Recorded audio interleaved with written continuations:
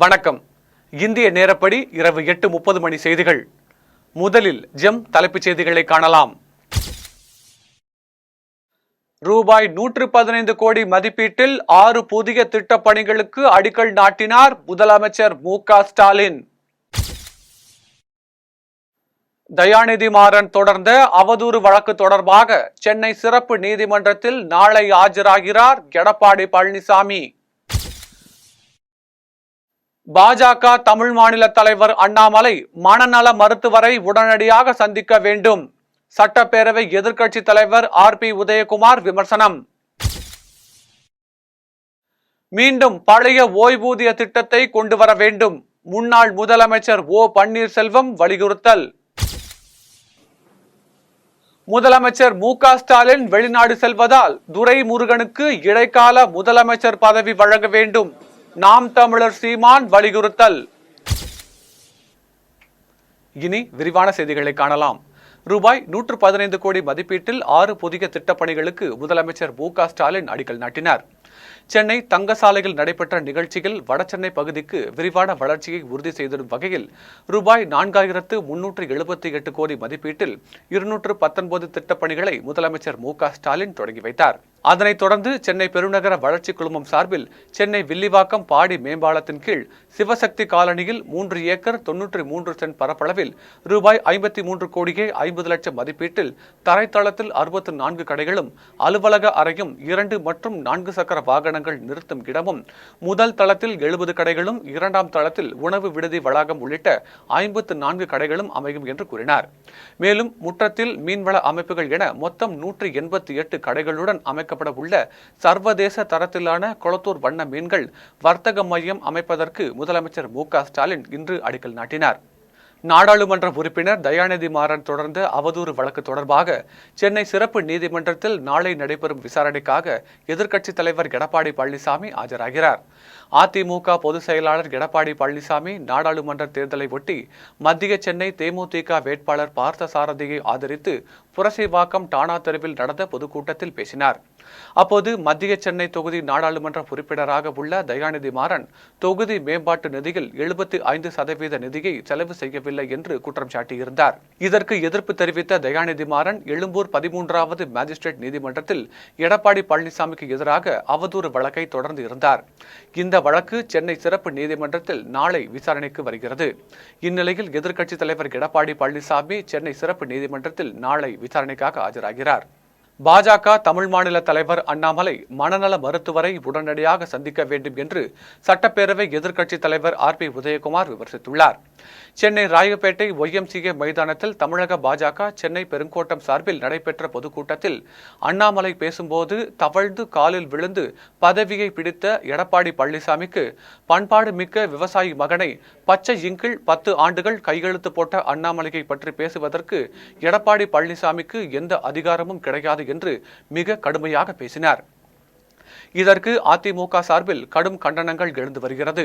இந்த நிலையில் அண்ணாமலை மனநல மருத்துவரை உடனடியாக சந்திக்க வேண்டும் என்று சட்டப்பேரவை எதிர்க்கட்சி துணைத் தலைவரும் முன்னாள் அமைச்சருமான ஆர்.பி. உதயகுமார் தெரிவித்துள்ளார். மீண்டும் பழைய ஓய்வூதிய திட்டத்தை கொண்டு வர வேண்டும் என்று முன்னாள் முதலமைச்சர் ஓ பன்னீர்செல்வம் வலியுறுத்தியுள்ளார். இது தொடர்பாக முன்னாள் முதலமைச்சர் ஓ பன்னீர்செல்வம் அறிக்கை ஒன்றை வெளியிட்டுள்ளார். அதில் திமுக தனது தேர்தல் வாக்குறுதி எண் 309 புதிய ஓய்வூதிய திட்டம் கைவிடப்பட்டு பழைய ஓய்வூதிய திட்டம் மீண்டும் நடைமுறைக்கு கொண்டு வரப்படும் என்று குறிப்பிட்டிருக்கிறது. ஆனால் திமுக ஆட்சி பொறுப்பேற்று 3 ஆண்டுகளுக்கு மேலாகியும் இன்னமும் பழைய ஓய்வூதிய திட்டம் நடைமுறைக்கு கொண்டு வரவில்லை என்று ஓ பன்னீர்செல்வம் தெரிவித்துள்ளார். இந்த நிலையில் எவ்வித வாக்குறுதியும் அளிக்காத மத்திய அரசு ஊழியர்களுக்கு ஏதாவது செய்தாக வேண்டும் என்ற எண்ணத்தில் முயற்சி எடுத்து பழைய ஓய்வூதிய திட்டத்தை மத்திய அரசு 2025ஆம் ஆண்டு ஏப்ரல் 1ஆம் தேதி முதல் செயல்படுத்த உள்ளது. ஆனால் வாக்குறுதி அளித்த திமுக மௌனம் சாதிக்கிறது.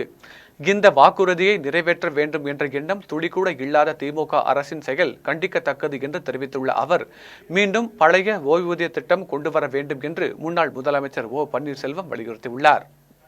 முதலமைச்சர் மு.க. ஸ்டாலின் வெளிநாடு செல்வதால் மூத்த அமைச்சரான துரைமுருகனுக்கு இடைக்கால முதலமைச்சர் பதவி வழங்க வேண்டும் என நாம் தமிழர் கட்சியின் தலைமை ஒருங்கிணைப்பாளர் சீமான் வலியுறுத்தியுள்ளார்.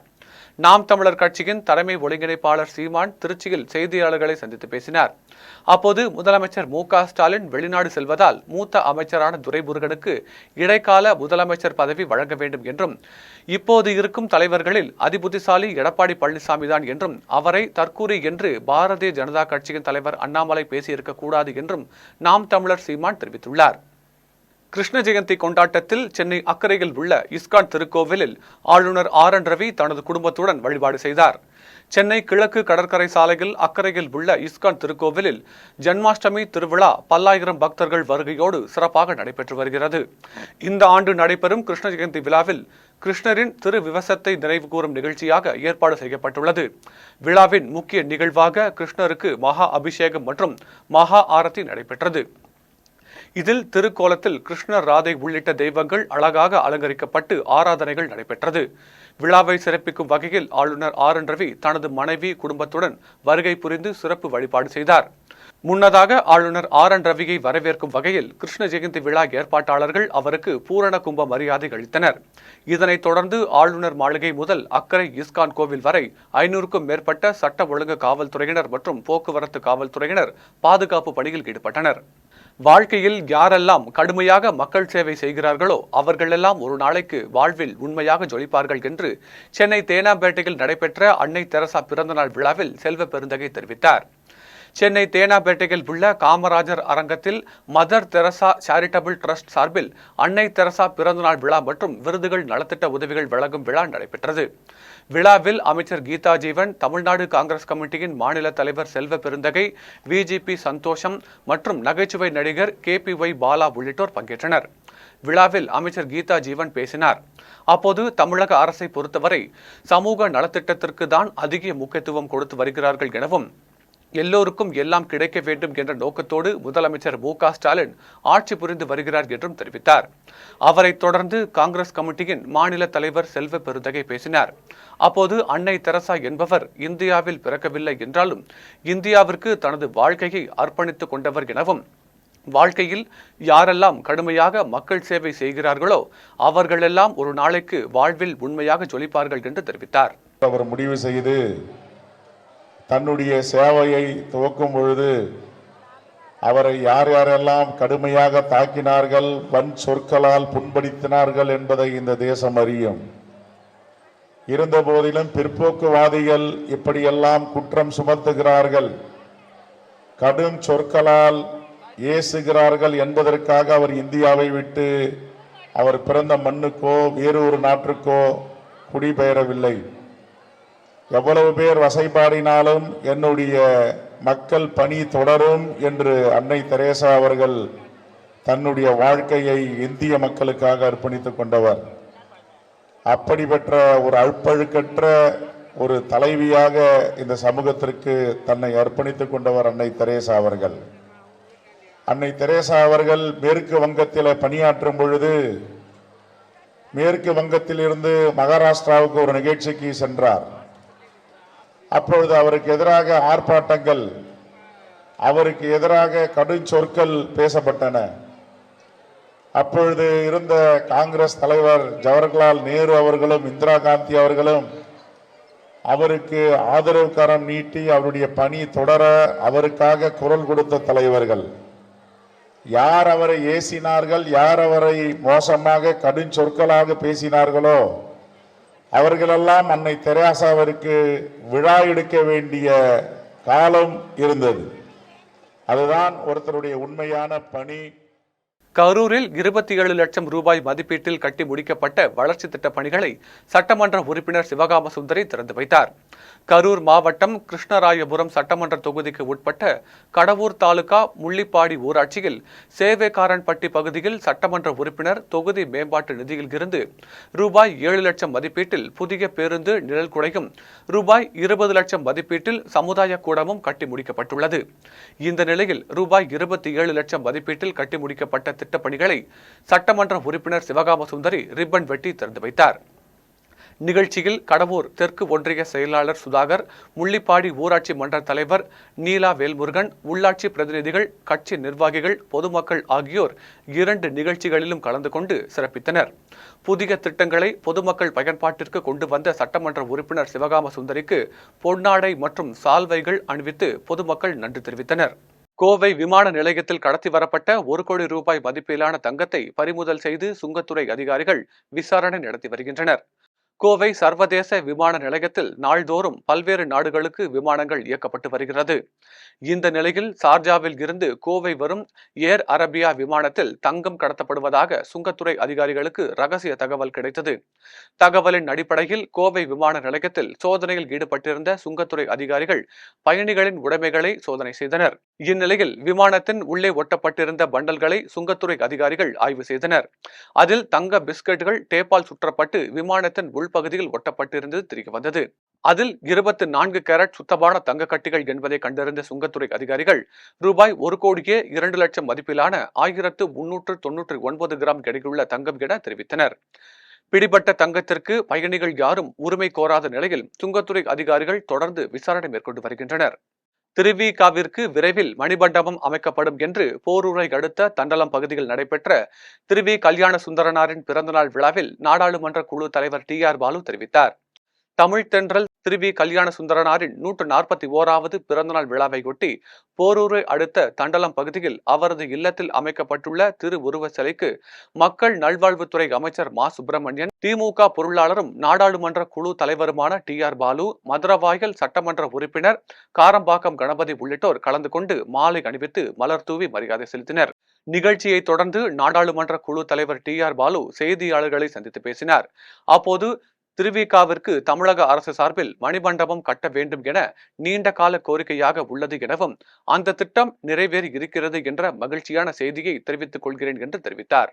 அன்னாருக்கு மிகச்சிறப்பான ஒரு மணிமண்டபம் கட்ட வேண்டும் என்று கோரிக்கை நீண்ட நாட்களாக நம்முடைய சட்டப்பேரவை உறுப்பினர்களும் கழக தோழர்களும் அதே போல இந்த பகுதியுடைய பிரமுகர்களும் தமிழ் அறிஞர்களும் கேட்டுக்கொண்டிருந்தோம். அதற்காக கருத்துரு ஏற்பாடு செய்து இன்றைக்கு அந்த திட்டம் நிறைவேறியிருக்கிறது என்பதை மகிழ்ச்சியான செய்தி மாண்புமிகு அமைச்சர் சுப்பிரமணியன் அவர்கள் தெரிவித்திருக்கிறார்கள். இதற்கு நிதி பற்றாக்குறை ஏற்பட்டால் அந்த நிதி பற்றாக்குறையை சரி செய்வதற்கு சட்டப்பேரவை உறுப்பினர்களும் பாராளுமன்ற உறுப்பினராக நானும் ஏனைய தமிழர்களும் அதுக்கு நிதி உதவி செய்து நிச்சயமாக இந்த இடத்தில் மிகப்பெரிய மணிமண்டபம் கட்டுவதற்கு ஏற்பாடு செய்வோம். அதற்கு தமிழக அரசும் அதை போல நம்முடைய துறை சார்ந்த நண்பர்களும் அதற்கு உறுதுணையாக இருக்க வேண்டும் என்று நான் கேட்டுக்கொள்ள விரும்புகிறேன். தேமுதிக பொதுச் செயலாளர் பிரேமலதாவின் சொந்த ஊரில் கேப்டன் விஜயகாந்தின் பிறந்தநாள் விழா கொண்டாடப்பட்டது. தேமுதிக பொதுச் செயலாளர் பிரேமலதா விஜயகாந்தின் சொந்த ஊரான வேலூர் மாவட்டம் குடியாத்தம் பலமனேரில் தேமுதிக கொடியை ஏற்றி வைத்து பொதுமக்களுக்கு அன்னதானம் வழங்கியும், பள்ளி மாணவ மாணவிகளுக்கு கல்வி உபகரணங்கள் உள்ளிட்ட நலத்திட்ட உதவிகள் வழங்கியும் கேப்டன் விஜயகாந்தின் பிறந்தநாள் விழா கொண்டாடப்பட்டது. விழாவிற்கு நகர தேமுதிக துணை செயலாளர் ஜிம்சீனு தலைமை தாங்கினார். விழாவில் சிறப்பு அழைப்பாளராக நகர செயலாளர் செல்வகுமார் கலந்து கொண்டு தேமுதிக கட்சி கொடியினை ஏற்றி வைத்து பொதுமக்களுக்கு இனிப்பு மற்றும் அன்னதானம் வழங்கினார்.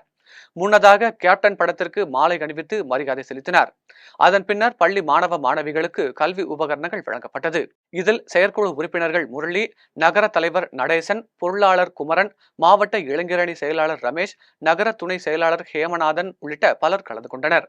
புதுச்சேரி பழங்குடியினர் காட்டுநாயக்கன் சமூக சீர்திருத்த சங்கத்தின் சார்பில் 10ஆம் ஆண்டு பொதுக்குழு கூட்டம் நடைபெற்றது. புதுச்சேரி பழங்குடியினர் காட்டுநாயக்கன் சமூக சீர்திருத்த சங்கம் சார்பில் சோழன் நகர் அருகே உள்ள முந்திரி தோப்பில் பொதுக்குழு நிர்வாகிகளை தேர்ந்தெடுப்பதற்கான மதுரை வீரன் ஆலயத்தில் பொதுக்குழு கூட்டம் நடைபெற்றது. கூட்டத்திற்கு புதுச்சேரி மாநில மக்கள் கூட்டமைப்பின் மாநில தலைவர் டாக்டர் ராம்குமார், தமிழ்நாடு முதன்மை செயலாளர் மனோகரன் ஆகியோர் தலைமை தாங்கினர். புதுச்சேரி பழங்குடியினர் காட்டுநாயக்கன் சமூக சீர்திருத்த சங்க தலைவர் சுரேஷ் முன்னிலை வகித்தார். கூட்டத்தில் புதுச்சேரி, காரைக்கால் மற்றும் கிராம பகுதிகளில் உள்ள காட்டுநாயக்கன் பழங்குடி சமூக மக்கள் ஏராளமானோர் கலந்து கொண்டு பல்வேறு தீர்மானங்களை நிறைவேற்றினர்.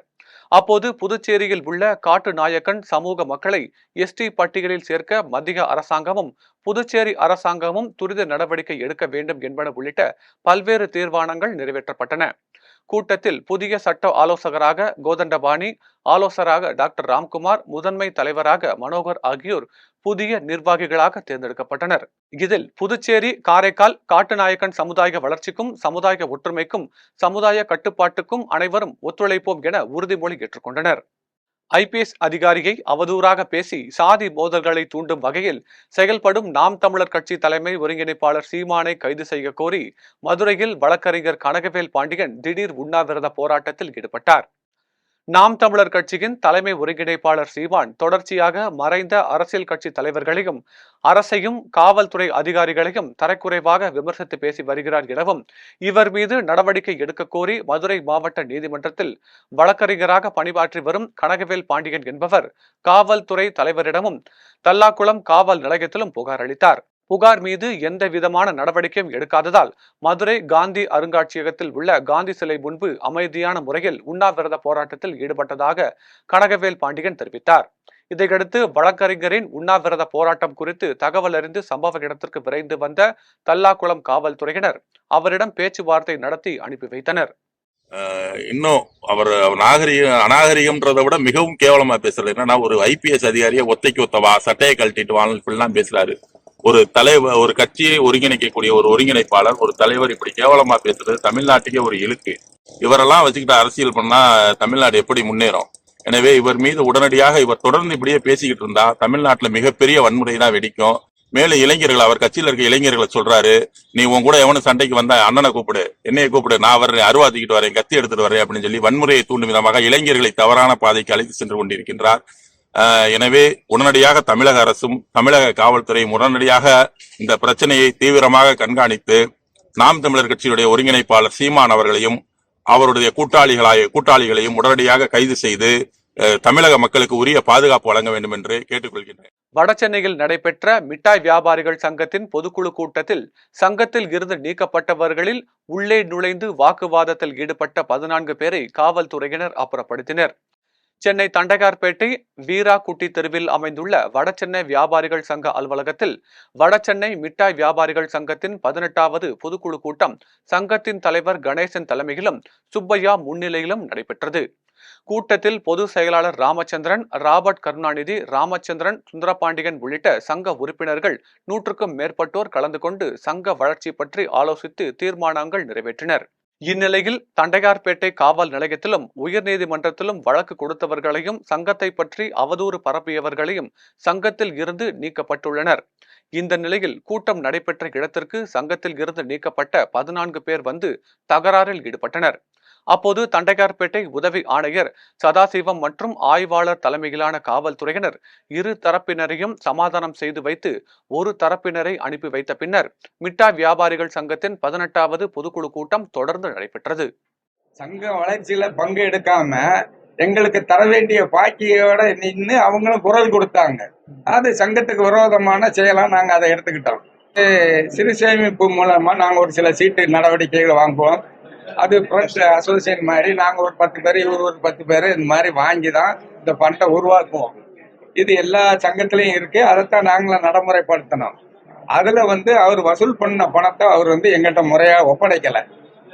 அப்போ நாங்க அதை கேட்கும்போது இவங்க எல்லாம் அதுல டீல் வச்சுக்கிட்டு ஒருத்தனையா நின்றுட்டு சங்கத்துக்கு விரோதமா போஸ்டர் அடிக்கிறது, ஒட்டுறது, பதிவுத்துறையில கம்ப்ளைண்ட் கொடுக்கறதுனால அது சங்கத்துக்கு விரோதமான செயல்னு எடுத்து நாங்க அவங்க நீக்கி வச்சிருக்கோம்.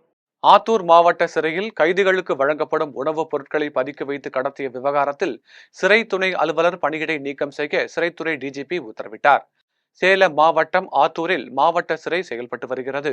இந்த சிறையில் 40க்கும் மேற்பட்ட கைதிகள் அடைக்கப்பட்டுள்ளனர். சிறையில் துணை சிறை அலுவலராக வைஜெயந்தி பணியாற்றி வந்தார்.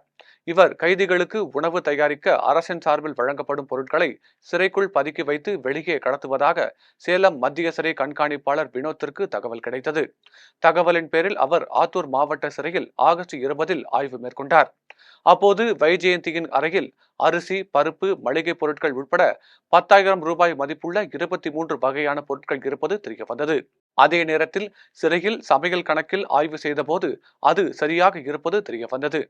இந்த ஆய்வு நடந்து கொண்டிருந்த நிலையில் சேலம் விஜிலன்ஸ் காவல்துறையினரும் சம்பவ இடத்திற்கு வந்தனர். அதையடுத்து வைஜெயந்தியிடம் அதிகாரிகள் விசாரணை நடத்தியதில் அவர் சிறை கைதிகளுக்கு உணவு தயாரிக்க வழங்கப்படும் பொருட்களை பதுக்கி வெளியில் கடத்துவதை ஒப்புக்கொண்டார். இதையடுத்து அந்த பொருட்களை பறிமுதல் செய்து கைதிகளுக்கு உணவு தயாரிக்க வழங்கப்பட்டது. இதையடுத்து சிறை துணை அலுவலரை பணியிடை நீக்கம் செய்ய சிறைத்துறை டிஜிபி உத்தரவிட்டார். சென்னை அடுத்த உள்ளகரத்தில் திமுக செயலாளர் ஜே திவாகரின் பிறந்த நாளை திமுகவினர் சிறப்பாக கொண்டாடினர். சென்னை அடுத்த உள்ளகரத்தில் 185வது வட்ட திமுக செயலாளர் திவாகர் பிறந்தநாள் விழா அவரது இல்லத்தில் சிறப்பாக கொண்டாடப்பட்டது. விழாவில் ராயல் லயன்ஸ் உள்ளகரம் சார்பில் திவாகருக்கு கேக் வெட்டி மாலை அணிவித்து வாழ்த்து தெரிவிக்கப்பட்டது. அதனைத் தொடர்ந்து பொதுமக்களுக்கு இனிப்புகள் வழங்கி கொண்டாடினர். அதனைத் தொடர்ந்து துப்புரவு தொழிலாளர்களுக்கும் முதியவர்களுக்கும் அறுசுவை உணவு வழங்கப்பட்டது. இதில் கட்சி நிர்வாகிகள் மற்றும் நண்பர்கள் கலந்து கொண்டு திமுக செயலாளர் திவாகர் பிறந்தநாள் விழாவை சிறப்பாக கொண்டாடினர். விழாவிற்கான ஏற்பாடுகளை 185வது வட்ட மாமன்ற உறுப்பினர் ஷர்மிளா தேவி திவாகர் சிறப்பாக செய்திருந்தார். திருவள்ளூரில் அடையாளம் தெரியாத வாகனம் மோதியதில் 5 எருமை மாடுகள் உயிரிழந்துள்ள சம்பவம் குறித்து மாடுகளின் உரிமையாளர்கள் அளித்த புகாரின் பேரில் திருவள்ளூர் தாலுகா காவல்துறையினர் விசாரணை நடத்தி வருகின்றனர். திருவள்ளூர் அருகே பட்டறை பெருமந்தூர் பகுதியில் சென்னை திருப்பதி தேசிய நெடுஞ்சாலையில் மாடுகள் சாலையோரத்தில் உயிரிழந்துள்ளதாக ரோந்து காவல்துறையினருக்கு கிடைத்த தகவலின் பேரில் சம்பவ இடத்திற்கு சென்று பார்த்தபோது நெடுஞ்சாலையின் ஓரத்தில் இரு பக்கங்களிலும் மாடுகள் உயிரிழந்திருப்பது தெரியவந்தது. 7 மாடுகளில் 5 மாடுகள் சம்பவ இடத்திலேயே உயிரிழந்துள்ள நிலையில் 2 மாடுகள் கால்கள், உடல் உள்ளிட்ட பகுதிகளில் அடிபட்டு ரத்தம் வெளியேறி உயிருக்கு ஆபத்தான நிலையில் போராடி கொண்டிருந்தன. இதையடுத்து ரோந்து காவல்துறையினர் மாடுகளின் உரிமையாளர்களிடமும் மாடுகளை இடித்துவிட்டு சென்ற அடையாளம் தெரியாத வாகனம் குறித்து விசாரணை நடத்தி வருகின்றனர். அப்போது மாவட்ட நிர்வாகமும் காவல்துறையினரும் இதுபோன்று அசம்பாவிதங்கள் நடக்காமல் இருக்க உரிய நடவடிக்கை எடுக்க வேண்டும் என பொதுமக்களும் வாகன ஓட்டிகளும் கோரிக்கை விடுத்தனர்.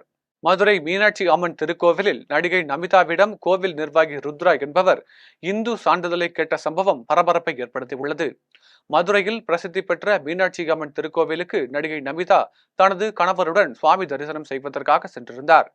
அப்பொழுது கோவில் நிர்வாகி ருத்ரா என்பவர் அவரை தடுத்து இந்து என்பதற்கான சான்றிதழ் காண்பிக்க வேண்டும் என தெரிவித்ததுடன் அவமரியாதையாக நடந்து கொண்டதாகவும் தனது சமூக வலைதள பக்கத்தின் மூலம் இந்து அறநிலையத்துறை அமைச்சர் சேகர் பாபுவிடம் நமிதா குற்றச்சாட்டு விடுத்துள்ளார். சேலம் சங்ககிரி அருகே பழுதாகி நின்ற லாரியின் பின்னால் மற்றொரு லாரி மோதிய விபத்தில் லாரி ஓட்டுநர் ஒருவர் பரிதாபமாக உயிரிழந்தார். திருச்சி மாவட்டம் துறையூரை சேர்ந்த லாரி ஓட்டுநர் சரவணன் என்பவர் டாலர்ஸ் லாரியில் 32 டன் பேப்பர் லோடு ஏற்றிக்கொண்டு உடுமலைப்பேட்டையில் இருந்து கல்கத்தாவிற்கு செல்வதற்கு சேலம் தேசிய நெடுஞ்சாலையில் சென்று கொண்டிருந்தார். அப்போது லாரியில் திடீரென டீசல் ட்ரையாகி விட்டதால் மங்கரங்கம் பாளையம் அருகே லாரியை சாலையோரம் நிறுத்திவிட்டு பழுது பார்த்து கொண்டிருந்தார். அப்போது புளியங்குடியை சேர்ந்த மகேஷ் என்பவர் ஓட்டி வந்த ஈச்சர் லாரி நின்று கொண்டிருந்த டாரஸ் லாரி மீது மோதி விபத்துக்குள்ளானது. இந்த விபத்தில் ஈச்சர் லாரி ஓட்டுநர் மகேஷ் சம்பவ இடத்திலேயே பரிதாபமாக உயிரிழந்தார். இது குறித்து தகவல் அறிந்து சம்பவ இடத்திற்கு வந்த சங்ககிரி இரவு ரோந்து காவல்துறையினர் விபத்து ஏற்படுத்திய வாகனங்களை அப்புறப்படுத்தி போக்குவரத்தை சீர் செய்தார். மேலும் உயிரிழந்த மகேஷின் உடலை கைப்பற்றி பிரேத பரிசோதனைக்காக சங்ககிரி அரசு மருத்துவமனைக்கு அனுப்பி வைத்தார். மேலும் வழக்கு பதிவு செய்து விசாரணை நடத்தி வருகின்றனர். சேலத்தில் நடைபெற்ற பந்தய புறாக்களுக்கான போட்டியில் வெற்றி பெற்ற கண்ணங்குறிச்சி பகுதியை சேர்ந்த சக்தி என்பவரின் புறாவிற்கு பரிசு வழங்கப்பட்டது. சேலத்தில் பந்தய புறா வளர்ப்பு சங்கம் சார்பில் கடந்த 20 ஆண்டுகளுக்கு மேலாக ஆண்டுதோறும் புறா பந்தய போட்டி நடத்தப்பட்டு வருகிறது. இந்த நிலையில் 2023-24 ஆண்டிற்கான புறா பந்தய போட்டி 2023 ஆண்டு டிசம்பர் மாதம் தொடங்கி இந்த ஆண்டு ஏப்ரல் மாதம் நிறைவடைந்தது. இந்த போட்டியில் 50க்கும் மேற்பட்ட புறா வளர்ப்பாளர்கள் தங்களது புறாக்களை வானில் பறக்கவிட்டனர். 4 பிரிவுகளில் நடைபெற்ற போட்டியில் சேலம் கண்ணங்குறிச்சி பகுதியை சேர்ந்த சக்தி என்பவரின் புறா 12 நாட்களில் 1500 கிலோமீட்டர் தூரம் பறந்து சென்று ஜான்சி நகரில் இருந்து தமிழ்நாடு சேலம் பகுதிக்கு வந்து சாதனை படைத்தது. இதனைத் தொடர்ந்து நடைபெற்ற பரிசளிப்பு நிகழ்ச்சியில் புதுச்சேரி மாநில அரசு கொறடா ஆறுமுகம் கலந்து கொண்டு புறா வளர்ப்பாளர் சக்திக்கு பரிசு வழங்கினார். பழனி அனைத்துலக முத்தமிழ் முருகன் மாநாட்டு திடலில் மாநாடு நிறைவடைந்த பிறகும் கண்காட்சியை ஏராளமான பொதுமக்கள் கண்டுகளித்து வருகின்றனர். பழனியில் அனைத்துலக முத்தமிழ் முருகன் மாநாடு 2 தினங்களாக நடைபெற்று நிறைவடைந்தது. மாநாடு திடலில் அமைக்கப்பட்டிருந்த வேல் அலங்காரம், 3D திரையரங்கம், SD தொழில்நுட்பத்தில் 6 படை வீடுகள் தரிசனம் செய்யும் நிகழ்வு, புத்தக கண்காட்சி மற்றும் புகைப்பட கண்காட்சி ஆகிய நிகழ்வுகள் பொதுமக்களை வெகுவாக கவர்ந்தது. மாநாடு முடிந்தும் வருகிற 30ஆம் தேதி வரை கண்காட்சி தொடர்ந்து பொதுமக்கள் பார்வைக்கு வைக்கப்பட்டிருக்கும் என மாவட்ட ஆட்சியர் அறிவித்திருந்தார். இந்த நிலையில் மாநாடு நடைபெற்ற போது கூட்ட நெரிசல் காரணமாக பலரும் கண்காட்சியை முழுமையாக காண முடியாத நிலை ஏற்பட்டது. கண்காட்சி தொடர்ந்து பொதுமக்கள் பார்வைக்காக வைக்கப்பட்டுள்ளதால் ஏராளமானோர் பார்வையிடுவதற்காக வருகை தந்துள்ளனர். 3D திரையரங்கு மற்றும் அறுபடை வீடுகளை நேரில் பார்ப்பதை போன்ற உணர்வு ஏற்பட்டதாக கண்காட்சியை பார்த்துவிட்டு வந்த பொதுமக்கள் தெரிவித்துள்ளனர். தமிழகத்தின் பல்வேறு பகுதிகளில் உள்ள திருக்கோவில்களில் நடைபெற்ற ஆன்மீக நிகழ்வுகளை தற்போது காணலாம். கடலூர் மாவட்டம் விருதாச்சலம் அடுத்த மணவாநல்லூரில் அமைந்துள்ள கொளஞ்சிகப்பர் சுவாமி திருக்கோவிலில் கிருத்திகையை முன்னிட்டு சித்தி விநாயகர் கொளஞ்சிகப்பர் சுவாமிக்கு பால், தயிர், சந்தனம், விபூதி உள்ளிட்ட 12 வகையான பொருட்களால் சிறப்பு அபிஷேகமும் ஆராதனைகளும் நடைபெற்றது. அதனைத் தொடர்ந்து சுவாமிகளுக்கு சந்தன காப்பு அலங்காரம் செய்யப்பட்டு வழிபாடு நடைபெற்றது. இதில் ஏராளமான பக்தர்கள் கலந்து கொண்டு நெய் விளக்கேற்றி அர்ச்சனை செய்து நேர்த்திக்கடன் செலுத்தினர். சேலம் மாவட்டம் ஆத்தூர் அருகே உள்ள ஓலப்பாடி பகுதியில் அமைந்துள்ள விநாயகர், மகா மாரியம்மன், செல்லியம்மன் திருக்கோவிலில் ஆண்டுதோறும் ஆவணி திருவிழா நடைபெறுவது வழக்கம். அதன்படி இந்த ஆண்டு ஆவணி திருவிழா கடந்த 21ஆம் தேதி கணபதி ஹோமம், காப்பு கட்டுதல் நிகழ்ச்சிகளுடன் தொடங்கியது. அதையடுத்து அருள்மிகு விநாயகர், மகா மாரியம்மன், செல்லியம்மன், கிருஷ்ணர், காளியம்மன், ஸ்ரீதேவி, பூதேவி உள்ளிட்ட பரிவார தெய்வங்களுக்கு சிறப்பு பூஜைகளுடன் தீப ஆராதனை நடைபெற்றது. இதனைத் தொடர்ந்து மகா மாரியம்மனுக்கு 200க்கும் மேற்பட்ட பெண்கள் பால் குடத்தை ஊர்வலமாக எடுத்துச் சென்று மகா மாரியம்மனுக்கு பாலாபிஷேகம் செய்து நேர்த்திக்கடன் செலுத்தினர். இதில் ஏராளமான பக்தர்கள் கலந்து கொண்டு மகா மாரியம்மனை வழிபட்டனர். கிருஷ்ணர் பிறந்த தினமான இன்று நாடு முழுவதும் கிருஷ்ண ஜெயந்தி கொண்டாடப்படுகிறது. அதன்படி தேனி மாவட்டம் ஆண்டிப்பட்டி அருகே உள்ள குறும்பட்டியில் அமைந்துள்ள கோகுல கிருஷ்ணன் திருக்கோவிலில் கிருஷ்ண ஜெயந்தியை முன்னிட்டு யாகசாலை பூஜைகள் நடைபெற்றது. அதனைத் தொடர்ந்து கிருஷ்ணருக்கு பால், பழம், சந்தனம் உள்ளிட்ட 21 வகையான பொருட்களின் மூலம் சிறப்பு அபிஷேகமும் திருமஞ்சன அபிஷேகமும் நடைபெற்றது. அதனைத் தொடர்ந்து கிருஷ்ணருக்கு ராஜ அலங்காரம் செய்யப்பட்டு மகா தீப ஆராதனை நடைபெற்றது. விழாவில் ஆண் குழந்தைகள் கையில் புல்லாங்குழல் ஏந்தி கிருஷ்ணர் வேடமிட்டும், பெண் குழந்தைகள் புத்தாடை அணிந்து ராதை வேடமிட்டும் வந்திருந்தனர். அவர்களுக்கு பெற்றோர் இனிப்புகள் ஊட்டி மகிழ்ந்தனர். இதில் ஆண்டிப்பட்டியை சுற்றியுள்ள கிராம மக்கள் ஒன்று திரண்டு கோகுல கிருஷ்ணரை வழிபட்டனர். விழாவில் கலந்து கொண்ட பக்தர்களுக்கு அன்னதானம் வழங்கப்பட்டது. மீண்டும் ஜெம் தலைப்புச் செய்திகள். ரூபாய் 115 கோடி மதிப்பீட்டில் 6 புதிய திட்டப் பணிகளுக்கு அடிக்கல் நாட்டினார் முதலமைச்சர் மு.க. ஸ்டாலின். தயாநிதி மாறன் தொடர்ந்த அவதூறு வழக்கு தொடர்பாக சென்னை சிறப்பு நீதிமன்றத்தில் நாளை ஆஜராகிறார் எடப்பாடி பழனிசாமி. பாஜக தமிழ் மாநில தலைவர் அண்ணாமலை மனநல மருத்துவரை உடனடியாக சந்திக்க வேண்டும். சட்டப்பேரவை எதிர்க்கட்சி தலைவர் RP உதயகுமார் விமர்சனம். மீண்டும் பழைய ஓய்வூதிய திட்டத்தை கொண்டு வர வேண்டும். முன்னாள் முதலமைச்சர் O. பன்னீர்செல்வம் வலியுறுத்தல். முதலமைச்சர் மு.க. ஸ்டாலின் வெளிநாடு செல்வதால் துரைமுருகனுக்கு இடைக்கால முதலமைச்சர் பதவி வழங்க வேண்டும். நாம் தமிழர் சீமான் வலியுறுத்தல். இத்துடன் ஜெம் செய்திகள் நிறைவடைகின்றன. மீண்டும் ஜெம் செய்திகள் நள்ளிரவு 12 மணிக்கு. உடனுக்குடன் செய்திகளை காண GemLive.tv என்ற இணையதளத்தில் இணைந்திருங்கள். நன்றி, வணக்கம்.